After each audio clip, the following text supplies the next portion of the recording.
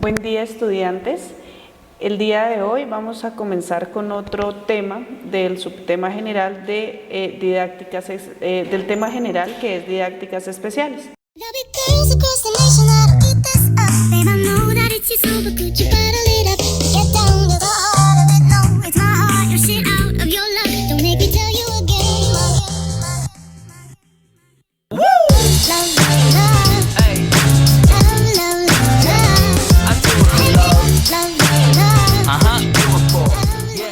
En el tema de hoy nos vamos a enfocar en conocer en qué consiste y cómo ustedes como futuras docentes pueden atender la discapacidad intelectual y el trastorno del autismo. ¿Listo? Entonces vamos a conocer de qué forma podemos nosotros desde la parte educativa atender este tipo de necesidades.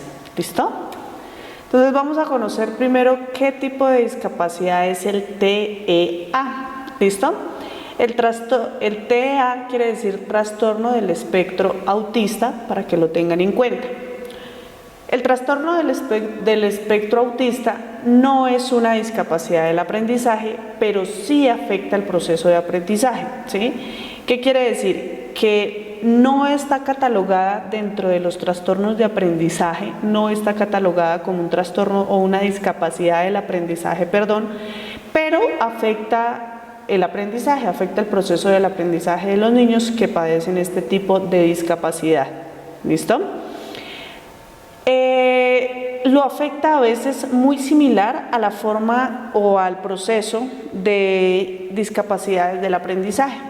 Por eso, los niños que padecen esta discapacidad, que padecen de autismo, con frecuencia los califican dentro de los procesos de servicio de educación especial, ¿sí? Porque afecta su proceso de aprendizaje, entonces pues su educación tiene que ser un poco más especializada. ¿Cómo identificamos nosotros una discapacidad intelectual? ¿De qué forma identificamos una discapacidad intelectual? Entonces, cuando nosotros tenemos a los bebecitos, que obviamente hacen parte de la etapa de la primera infancia, que es la que les compete a ustedes, ustedes tienen, por ejemplo, los niños de párvulos, los bebecitos, ¿sí? Y se dan cuenta que al niño le cuesta trabajo sentarse, que le cuesta trabajo gatear, que camina más tarde que los otros niños. Esto suele pasarle a los niños y no quiere decir necesariamente que padezcan una discapacidad intelectual, pero sí hay que tener en cuenta todo el proceso de desarrollo del niño, ¿listo?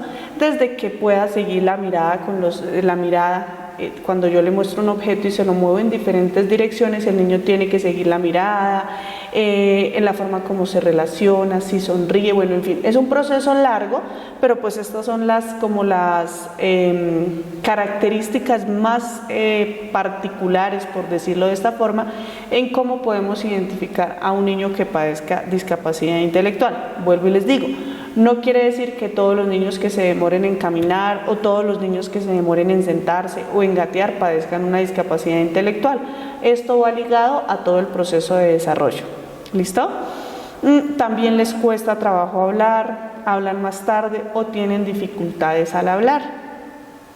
Tienen dificultades en recordar cosas, tienen dificultades en comprender las reglas sociales. Esto ya en los niños de 2, 3 añitos, 4 añitos presentan este tipo de situaciones que nos alertan y nos dan a entender que el niño padece quizás un trastorno o una discapacidad intelectual. Vamos hoy a ver qué relación existe entre el trastorno del espectro autista y la discapacidad intelectual.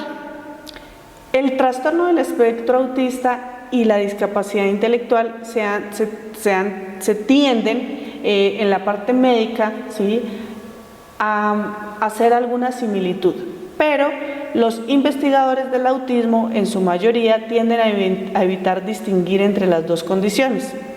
En cambio, excluyen a las personas diagnosticadas con discapacidad intelectual y autismo. ¿Listo? Se hizo un análisis en el 2019 y mostró que 301 estudios de autismo, solo el 6% de esos niños que padecían autismo, tenían discapacidad intelectual, en comparación con el 30% en la población en el espectro del autismo. Entonces, ¿qué quiere decir ello? Que cuando se diagnostica a un niño con trastorno del espectro autista, no siempre el niño va a tener una discapacidad intelectual. Sin embargo, va a afectar su parte intelectual, pero no quiere decir que puede afectar completamente. Hay casos donde no afecta la donde no afecta la parte intelectual.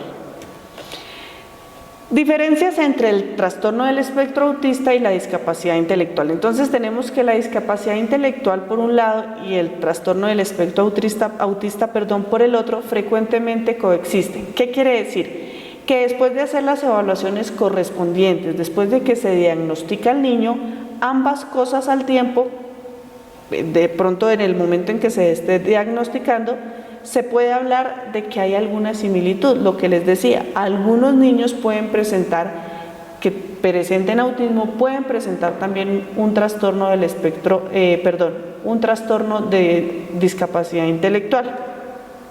Sin embargo, una y otra experiencia difieren en algunas cuestiones, lo que es necesario conocer para acceder a una intervención oportuna.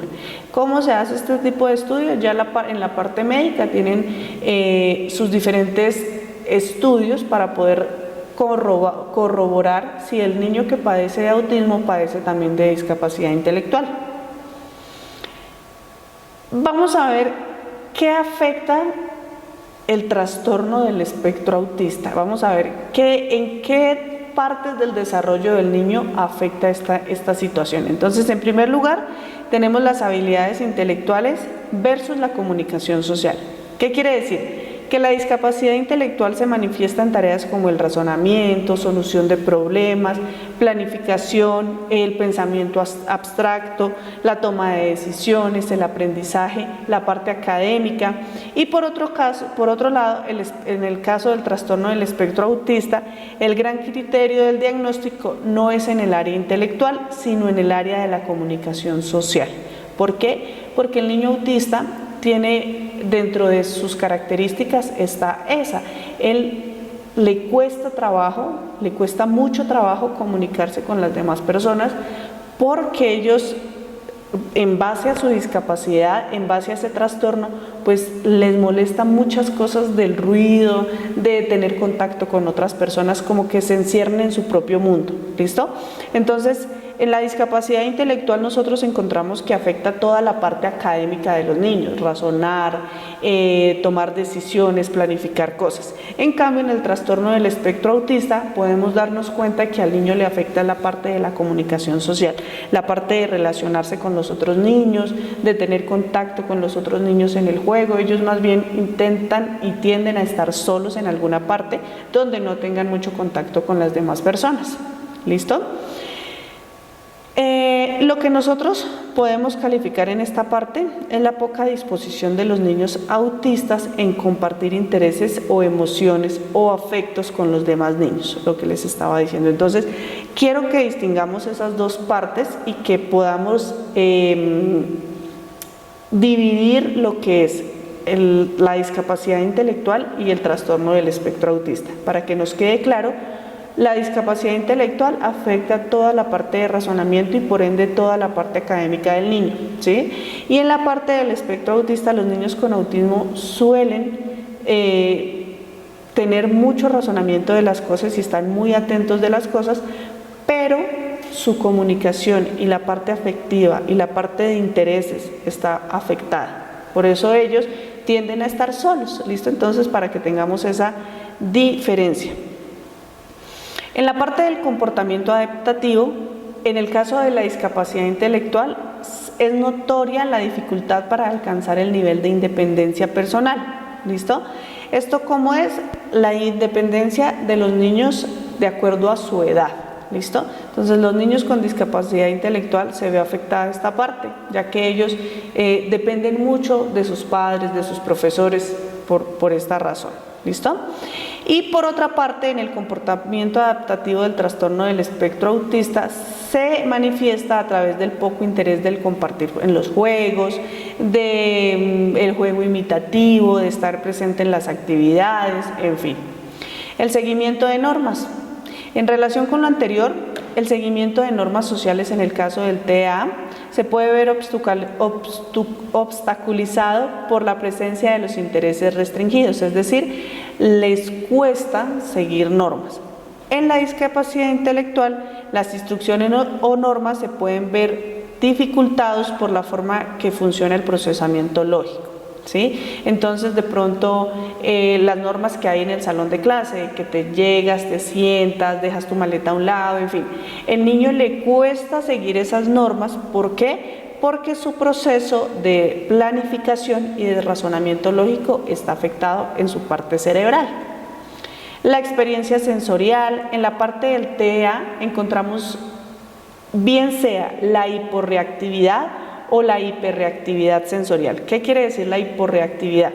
Que les gusta, si les gustó alguna textura, suelen estarla tocando la textura, sintiendo la textura, porque sienten esa emoción de hacerlo, de pronto esa sensación que genera, o más bien no quieren tener contacto con esa textura. Entonces eso nos da a entender a nosotros cómo es en el caso del TEA, ¿sí? Cómo es la parte sensorial. Y en la discapacidad intelectual, la experiencia sensorial no necesariamente se presenta de una manera exacerbada, ya que es la experiencia intelectual la que manifiesta mayor fuerza. ¿Listo? Entonces, pues no hay inconvenientes en cuanto a la experiencia sensorial, porque en este caso lo que está afectado es la parte intelectual. ¿Cómo podemos nosotros como docentes? Importantísimo, tener estrategias para niños con diferentes grados de autismo. Entonces, ¿qué debemos hacer? Potenciar al máximo la autonomía en los niños.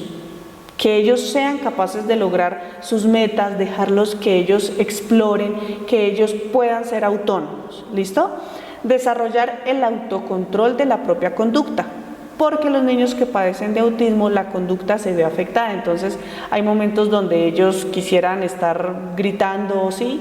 Es decir, la conducta de ellos se ve afectada en esta parte. Entonces a veces son muy desobedientes, no nos hacen caso en las reglas, ¿sí? Entonces hay que desarrollar ese autocontrol de sus emociones. Mejorar las habilidades sociales de los alumnos, fomentando su capacidad de desenvolvimiento en el entorno y la comprensión de seguimiento de normas. Fomentar la intención comunicativa, tratar de que el niño pueda comunicarse con sus compañeros. Desarrollar procesos cognitivos básicos como el pensamiento, el abstracto y la atención. ¿Se debe hacer una adaptación curricular? Claro que se debe hacer una adaptación curricular, porque el proceso académico y el proceso de los niños se lleva a cabo de otra forma. Entonces la adaptación curricular hay que hacerla. ¿En base a qué? En base a los objetivos.